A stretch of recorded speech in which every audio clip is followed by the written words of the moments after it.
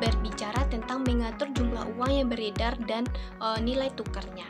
Prinsip utama kebijakan moneter yaitu yang pertama, larangan riba atau bunga, yang kedua larangan horor atau ketidakpastian, yang ketiga yaitu mendukung pada kegiatan ekonomi real.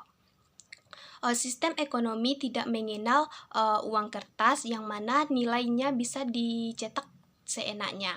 Dulu Islam menggunakan dinar emas dan dirham perak, uang yang punya nilai intrinsik dan fiktif.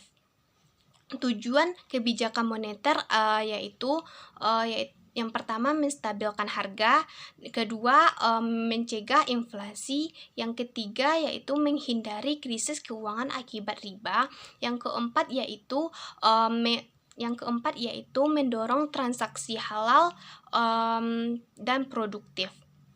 Lembaga keuangan dalam sistem Islam juga berbeda.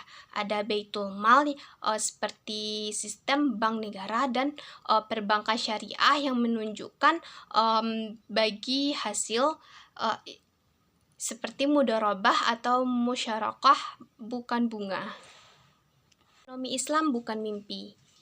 Namun saat ini sudah banyak negara dan komunitas yang menetapkan prinsip perbankan syariah, wakaf, produksi, dan pengelolaan zakat yang transparan.